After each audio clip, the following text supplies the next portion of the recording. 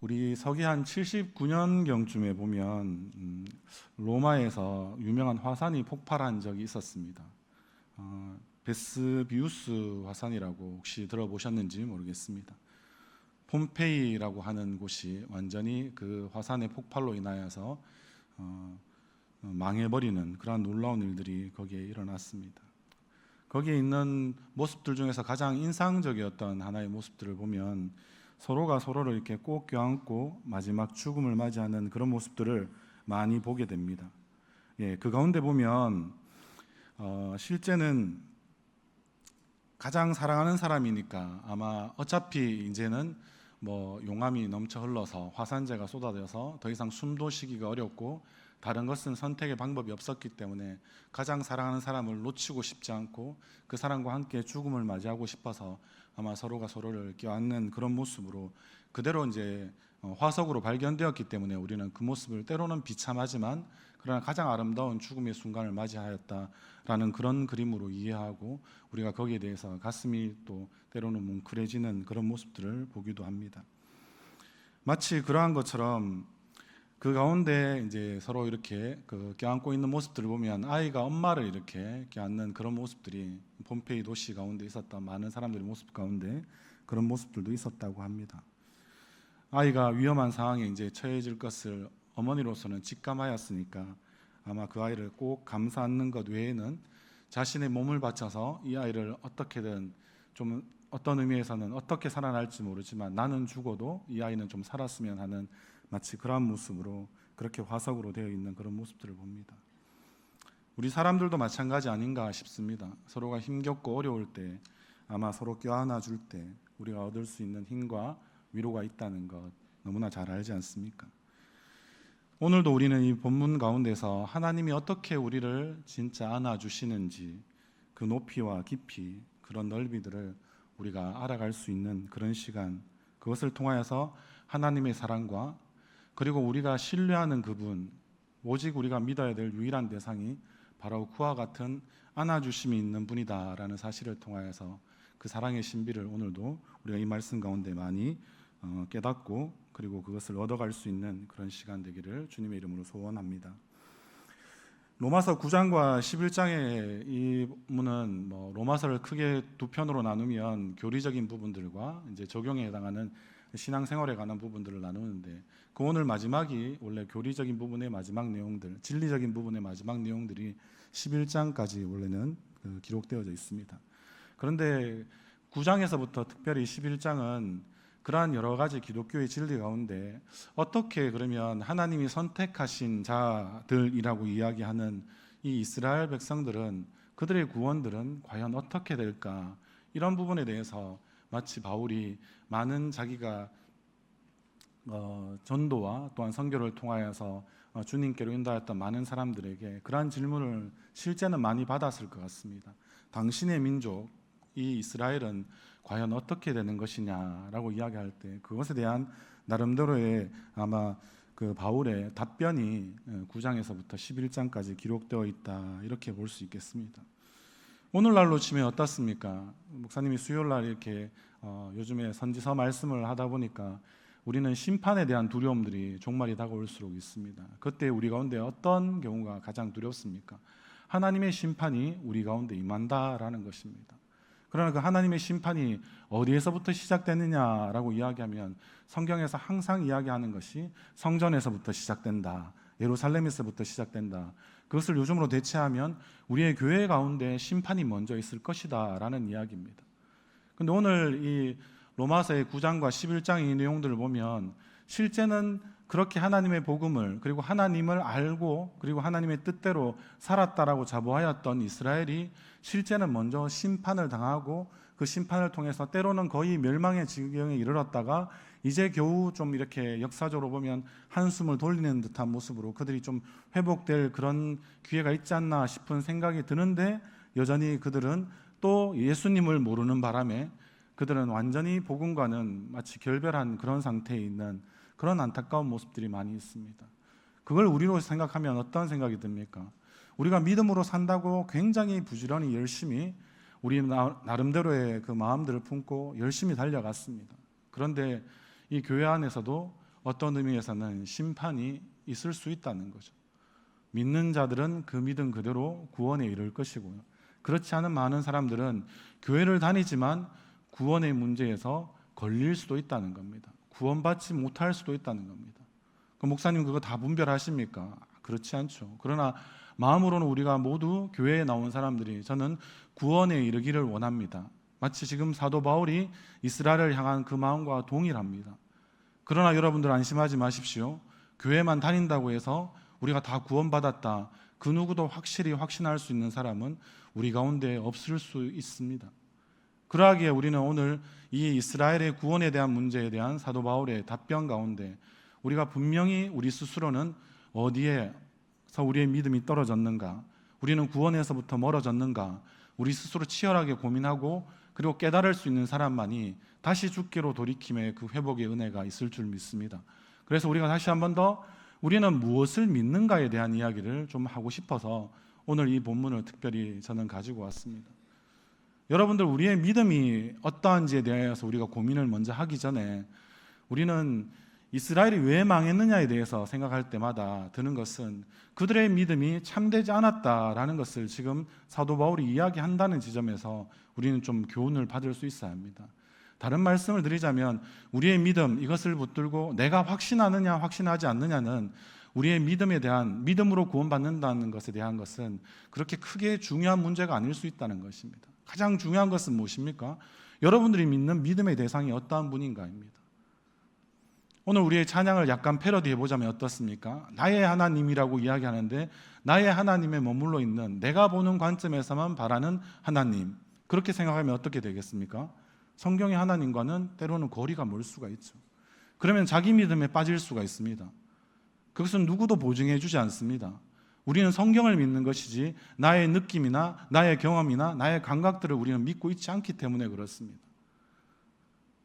우리의 믿음의 대상이 과연 어떠하신 분인지 우리가 먼저 우리의 믿음을 점검해 보기 전에 나의 믿음의 방향, 나의 믿음의 목표, 그것들을 우리가 먼저 점검해 볼 수 있어야 되지 않겠나 싶어서 제가 오늘 이 본문을 특별히 여러분들에게 같이 나누고자 가지고 왔던 것입니다.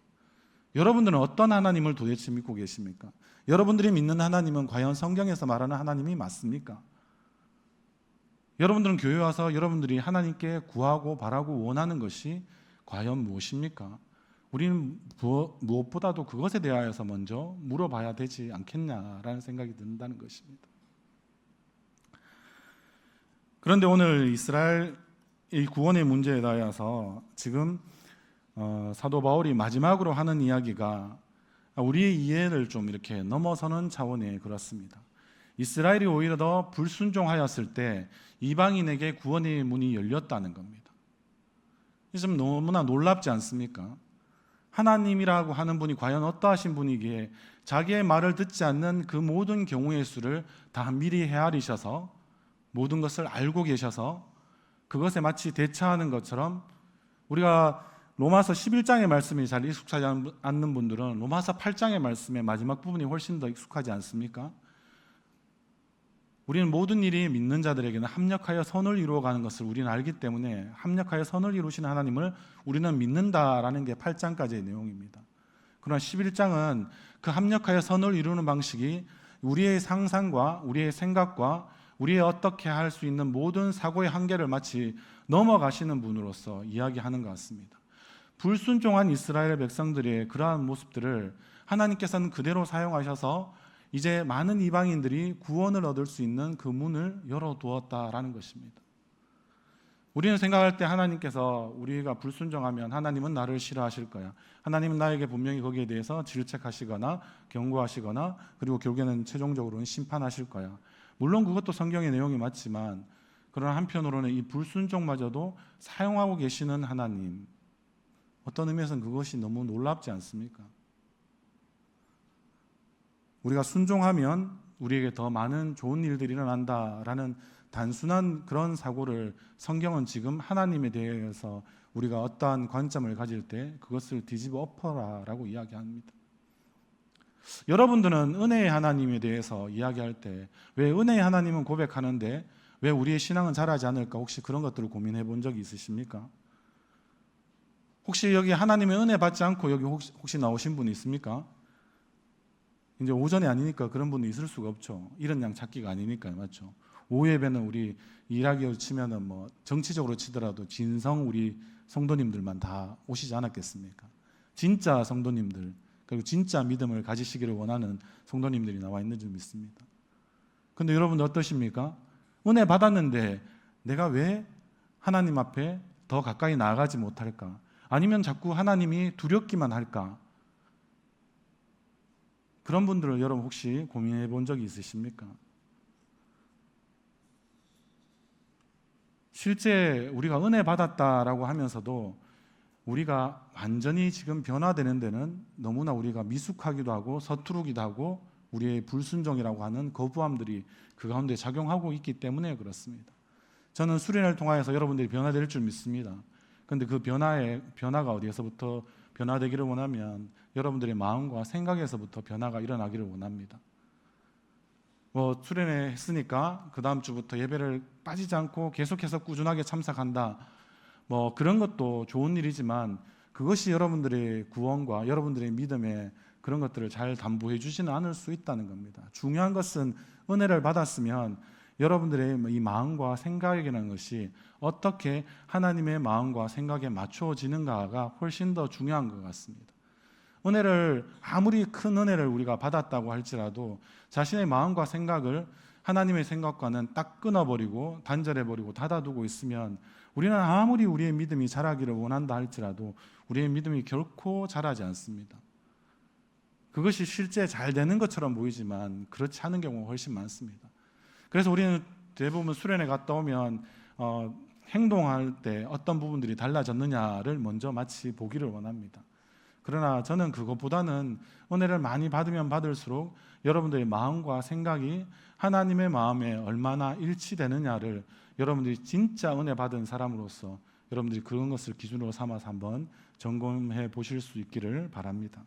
만약에 그게 잘 맞아진다면 여러분들은 하나님의 마음을 흡족하게 하는 사람, 하나님과 함께하는 사람, 하나님과 동행할 수 있는 그 놀라운 길이 여러분들 가운데 주어져 있기 때문에 그렇습니다. 여러분들 한번 이제 본문에 대해서 좀 더 적극적으로 우리가 한번 생각해 보기를 원합니다.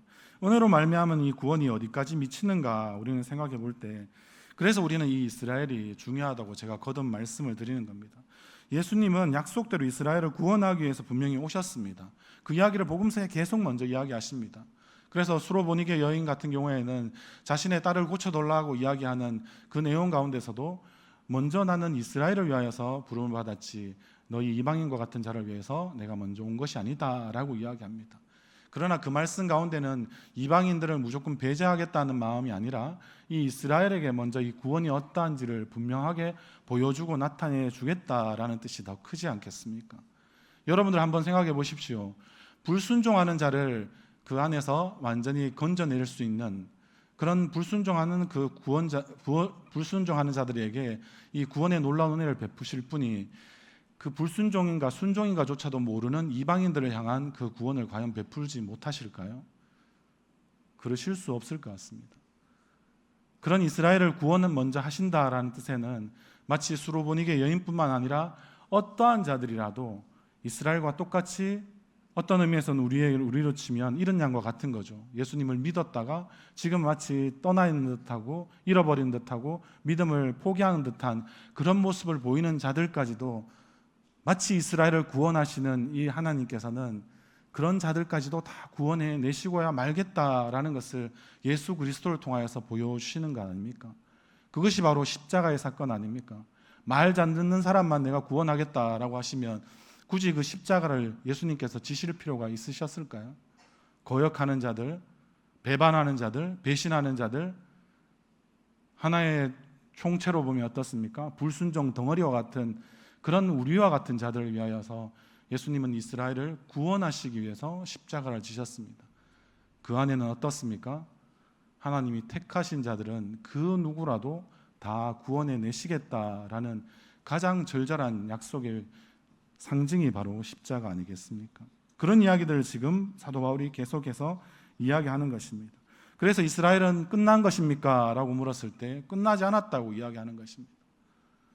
교회의 심판이 임할 수도 있습니다. 그러나 그 심판을 통하여서 모든 것이 다 끝장나는 종말론적인 심판이 아니더라도 우리는 하나님의 그 판단하신 가운데 우리 인생을 다 맡겨드리는 사람들입니다. 그럼 그것에 대하여서 우리가 다 끝장나 버린 사람들입니까? 그랬으면 우리는 벌써 우리 어떤 표현으로는 지옥의 저 밑자락에 아랫묵이라고 하는 곳에 우리는 있어야 마땅한 사람입니다. 그러나 실제는 그렇지 않지 않습니까? 계속해서 우리 가운데 구원의 기회가, 구원의 은혜가 지금 베풀어지고 있다는 이 사실만으로도 우리는 심판에 대한 두려움도 있지만 한편으로는 은혜에 대한 더 감사함이 커야 되는 것이 바로 지금 우리 현재의 우리의 모습들 아닌가 싶다는 것입니다. 그래서 사도 바울은 계속해서 이야기합니다. 이스라엘은 끝난 것이 아니다. 결코 그럴 수가 없다. 그리고 자신을 아예 교보제로 드러내지 않습니까? 원래 복음의 핍박자였고 예수님 자체를 핍박하였던 사람, 그 사람이 바로 누구입니까? 유대인 중에서 유대인이었던 사도 바울 자신이었습니다. 그가 버림받았습니까? 놀라운 사도 바울이 사울의 그 불순종을 예수님을 만나는 그 사건을 통하여서 그는 어떻게 되었습니까?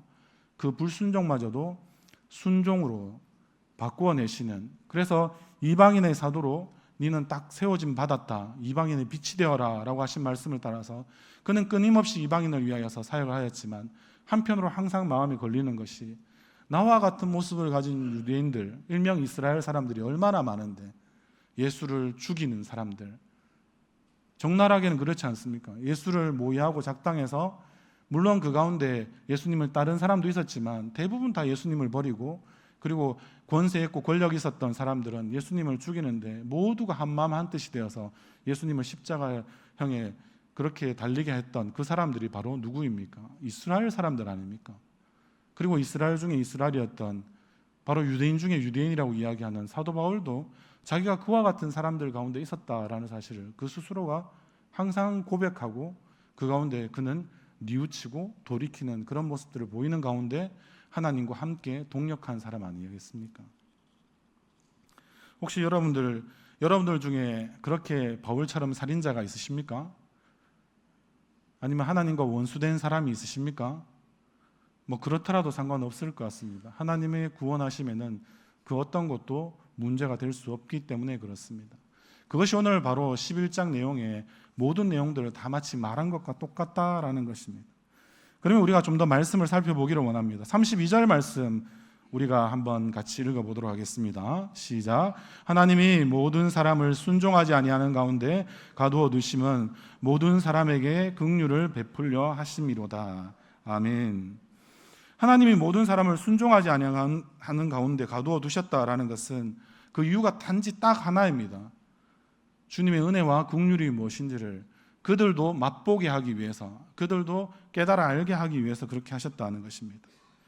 그러나 이걸 우리는 좀 이제 전형적인 삐딱함을 두고 해석해 보면 어떻게 해석할 수 있냐면요, 하나님이 우리를 순종하지 못하도록 일부러 어떤 굴레 가운데 계속해서 방치해 두셨다는 것, 적극적으로 하나님이 일하시지 않은 것 아니냐, 허용하신 정도가 아니라 마치 이렇게 어떤 함정을 파놓고 하나님께서 그렇게 하신 것 아니냐, 어떻게 보면 하나님에 대해서 오해하는 그런 많은 분들은 이렇게 이야기하기도 합니다. 그리고 다 그렇게 한 후에 마치 뭐 이렇게 가둔 어떤 뭐 동물들에게 마치 먹을 거 좋은 것들 준비해서 이렇게 주는 것처럼 자신의 최고의 은혜라고 이야기하는 긍휼을 베풀어 주시고, 그래서 자신이 좀 이런 긍휼을 베푸시는 하나님, 긍휼이 풍성하신 하나님이라는 걸 마치 많은 사람들에게 자랑하고 싶어서 이렇게 하시는 거 아닌가라는 말처럼 들릴 수도 있습니다.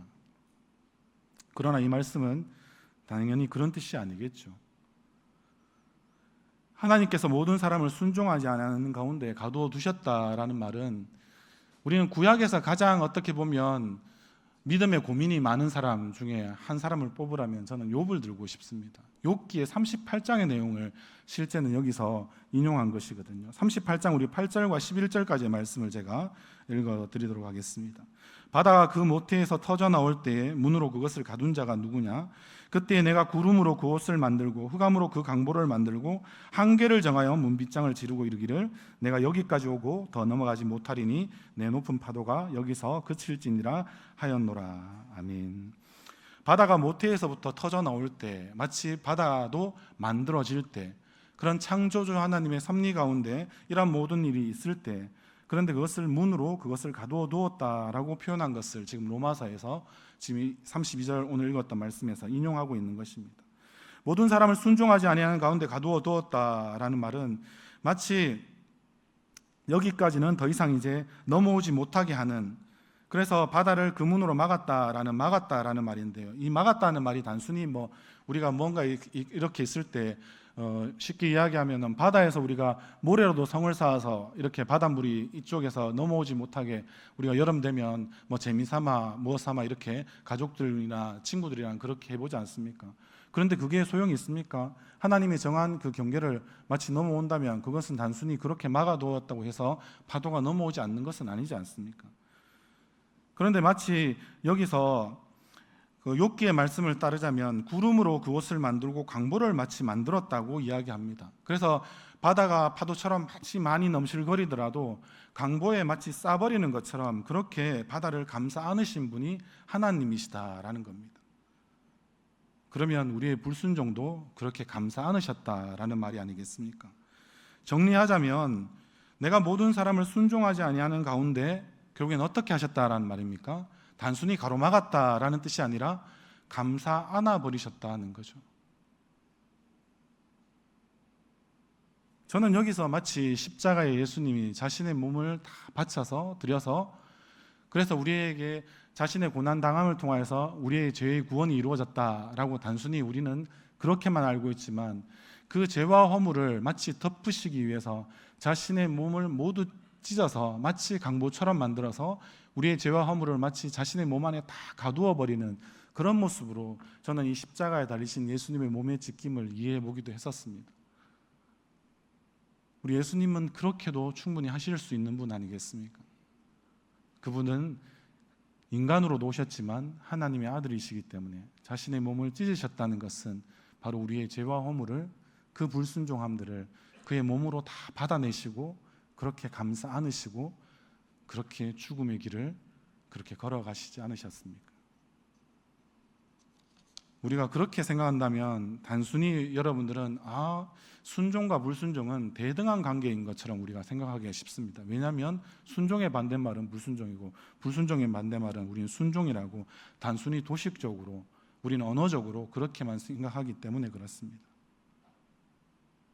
그래서 우리는 불순종하면 순종했을 때의 결과에 이르지 못할 것이다 라고 이야기하는데 성경이 지금 모든 사람들을 불순종하는 가운데 가두어 두었다 라는 말은 결국에는 하나님께서 그 모든 불순종을 감싸 안았다라는 말이니까 어떻습니까?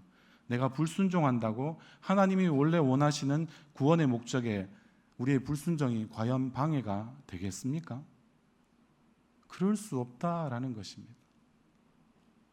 이스라엘의 구원, 교회의 구원, 내가 봤을 때 저분은 저렇게 교회 안 나오면 힘들 텐데 안타까운 마음은 있지만 우리가 그분의 구원에 대해서 우리가 그렇지 못한 사람의 불순종함에 대해서 우리가 하나님께서 어떻게 판단하시는지 우리는 과연 어떻게 다 압니까?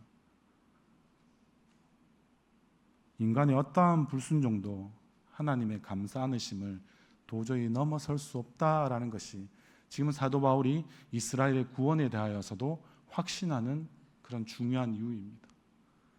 여러분들 여기 있는 분들 가운데 혹시 나는 불순종 안 해봤다 하시는 분도 있으십니까?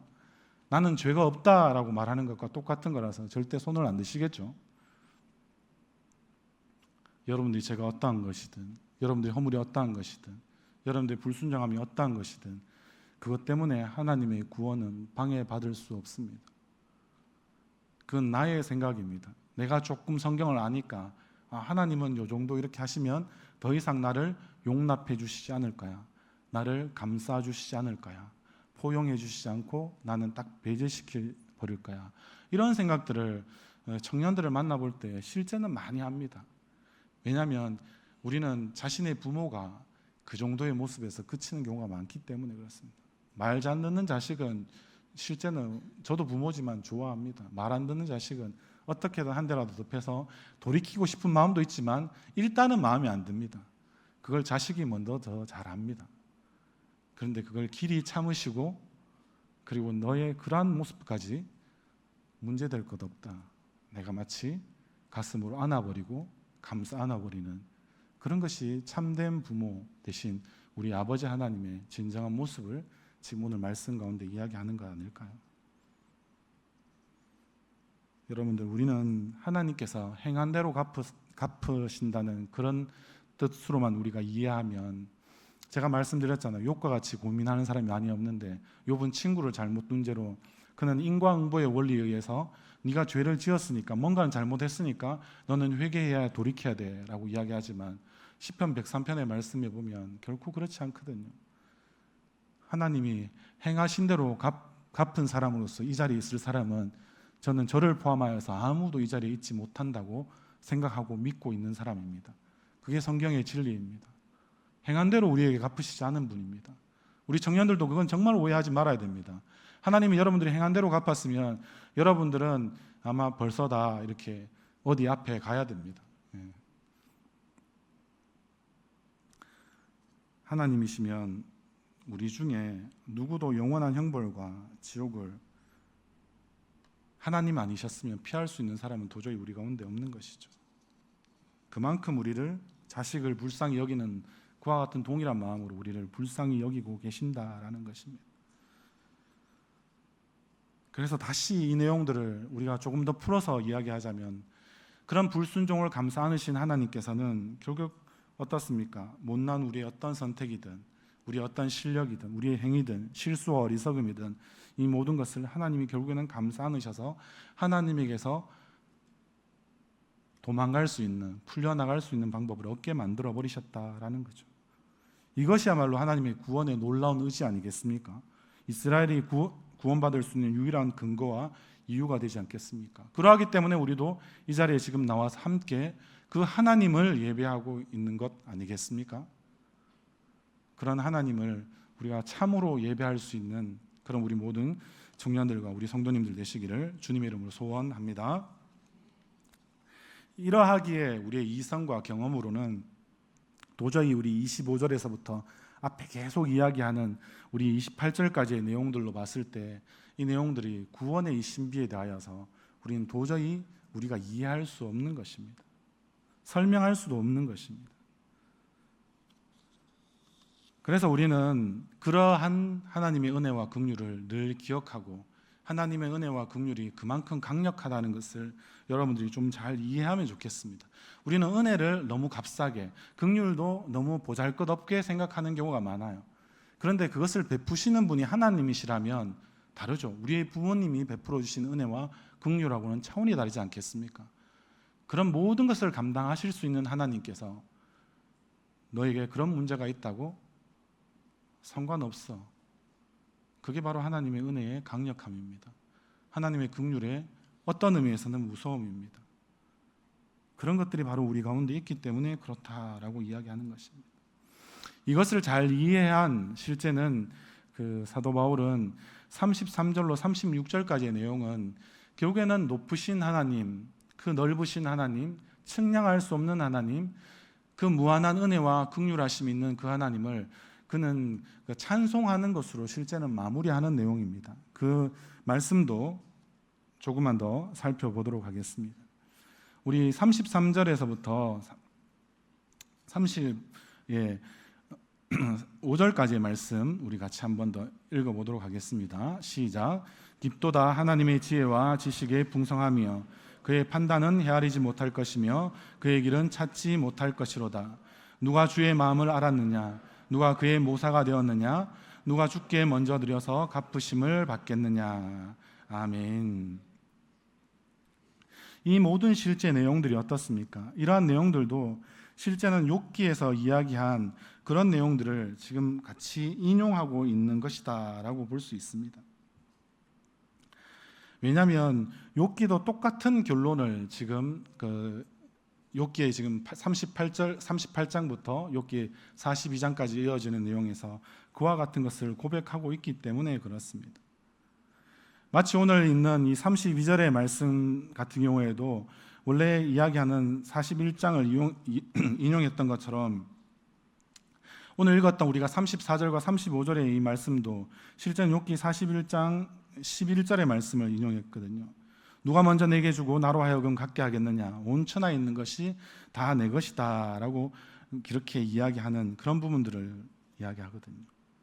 이런 모습들을 볼 때 결국에는 욥의 결론이나 지금 로마서의 결국에는 생활편을 뺀 로마서 자체의 지금 11장까지 이어지는 결론의 부분들은 똑같다는 것입니다. 우리의 믿음의 대상이 무엇인지를 확실하게 알면, 욥도 가장 힘들었던 게 무엇입니까? 하나님의 말씀을 듣기는 들었는데, 그런데 하나님의 말씀을 귀로는 들었는데 자신의 눈으로 지금 보지 못한 것 때문에 힘들어하고 아파하고 괴로워했던 사람이 바로 욥이었습니다. 왜냐하면 자신의 고난 당하는 이유를 정확히 몰랐으니까요. 의로운 자라고 칭함을 받을 정도로 욥은 믿음이 있었던 자였습니다. 그러나 믿음이 있는 사람도 고난의 길을 때로는 걸어가야 한다라는 것을 지금 욥이 먼저 이야기해 주는 것이죠. 왜냐하면 어떤 의미에서는 욥은 예수님의 예표라고도 할 수 있습니다. 예수님이 왜 고난 당하셨나라고 이야기할 때 의로운 예수님도 동일하게 욥이 걸어가셨던 그 길처럼 고난 가운데서 하나님의 목적을 이루는 삶들을 살아가셔야 되기 때문에 결국에는 십자가를 지신 것과 똑같지 않겠습니까? 욥도 미리 마치 예수님이 그와 같은 일을 할 것을, 선지자는 아니었지만 그의 삶 전체를 통하여서 예수 그리스도를 결국에는 드러내고 나타내고 높여주는 삶이 바로 욥의 삶이었기 때문에 그렇습니다. 그러면 우리는 예수를 알고 이제 예수를 뒤따르는 자로서 우리는 욥과 같은 믿음, 그것이 바로 참된 믿음, 진짜 믿음이라고 우리는 고백할 수 있어야 되지 않겠습니까? 그러하기에 어떻습니까? 우리는 로마서 우리 오늘 읽었던 본문의 29절의 말씀도 한번 같이 읽어보도록 하겠습니다. 시작. 하나님의 은사와 부르심에는 후회하심이 없느니라. 아멘. 이 말씀은 결국에는 왜 후회하심이 없다라고 고백할까요? 36절 말씀이 그 답이 되지 않겠습니까? 이는 만물이 주에게서 나오고 주로 말미암고 주에게로 돌아갑니다. 그에게 영광이 세세히 있을지어다 라고 이렇게 고백하고 있는 것입니다. 바로 하나님은 언제나 틀리실 분이 아니라고 이야기하는 거죠. 모든 것이 주님으로부터 시작되었고 그리고 진행될 것이고 주님이 결국에는 그 모든 것을 완성하실 것이다 라는 고백이 사도 바울의 고백이자 욥의 고백이라고 했습니다. 자신의 이 고난이 어디에서부터 시작되고 어디에서 끝날지도 모르지만, 그러나 내가 이제 욥기도 38장에서부터는 창조주 하나님을 결국에는 만나게 됩니다. 우리 청년들도 그냥 단순히 교회에서 말하는 도식적인 예수님 믿으면 구원받는다라고 이야기하는 구원에만 여러분들 함몰되어 있지 마십시오. 구원의 원래 다른 이름은 새 창조입니다. 새 창조. 그럼 여러분들이 먼저 만나야 될 하나님은 창조주 하나님입니다.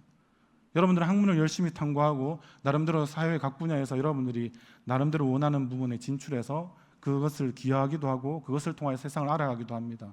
여러분들 세상도 잘 알아야 됩니다. 왜냐하면 하나님이 창조하신 영역이기 때문에 그렇습니다. 근데 여러분들이 분야 말고 여러분들이 다른 분야를 그만큼 잘 이해하고 있습니까? 그것이 안 된다면 우리는 겸손히 주님 앞에 우리의 무릎을 꿇을 수 있는 사람, 그것이 바로 창조주 하나님을 기억하고 창조주 하나님을 다시 소원하는 사람들이 할 수 있는 최고의 태도 아니겠습니까?